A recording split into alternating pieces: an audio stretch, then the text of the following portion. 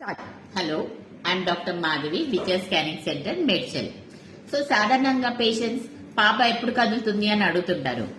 నిజానికి second month లో మనం స్కానింగ్ చేసినప్పుడే పాప మూవ్ అవుతా ఉంటుంది.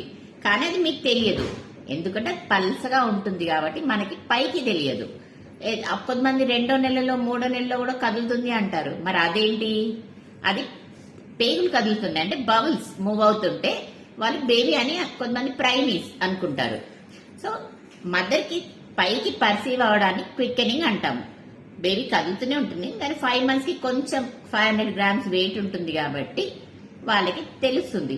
దాన్ని అప్పటి నుంచి మనం కదులుతుందా బేబీ కదులుతుందా ఒక మాట అడుగుతాం. సాధారణంగా ప్రైమీస్ కి కొంచెం లేట్ తెలుస్తుంది.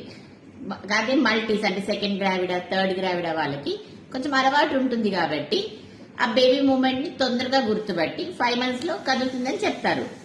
కొంచెం ప్రైమేస్ కొంచెం 2 weeks తర్వాత మేడం కదులు ఇలా ఫ్లిక్కర్ ఇలా కదలదు. 5th month లో ఫ్లిక్కర్. కానీ 7th month 8th month బేబీకి కొంచెం బరువు వచ్చాక కిక్కింగ్ చేసినప్పుడు దాన్ని ఫీటల్ కిక్స్ అంటాం. మనం బాగా కదులుతుంది, పై నుంచి కిందికి కింది నుంచి పైకి ఇటు పక్క ఏ పొజిషన్ డజంట్ మ్యాటర్. కొద్దిమంది కుడి పక్కుంటే బాబు, ఎడమ పక్కుంటే పాప, ఇట్స్ ఆల్ నాన్ సెన్స్. కానీ నెక్స్ట్ ఏంటంటే లాస్ట్ లో మనము 9వ నెలలో ఫీటల్ కిక్ అవుట్ అని పేషెంట్ చెప్తాము. అంటే నువ్వు మీ ఇంట్లో నువ్వు రోజు హాస్పిటల్కి రాలేవు కాబట్టి ఇంట్లో పాప కదలికలు చూసుకోవాలి. దానికి చాలా ఫార్ములాస్ ఉన్నాయి. నేను ఒకటి సింపుల్ చెప్తాను మీకు. మార్నింగ్ 10 నుంచి నైట్ 10 వరకు 10 times కదలాలి బేబీ లాస్ట్ మంత్స్ లో. దీన్ని ఫీటల్ కిక్ అవుట్ అంటారు. అలా కదిలితే బేబీ లోపల హెల్తీగా ఉన్నట్టు.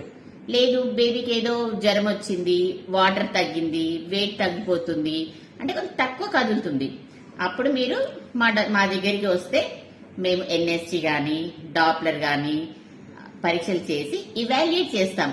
నిజమేనా కాదా, బేబీ ఏమైనా డిస్ట్రెస్ లో ఉందా, డెలివరీ చేయాలా అని ఆలోచిస్తాం. So this is all about fetal movements. Thank you.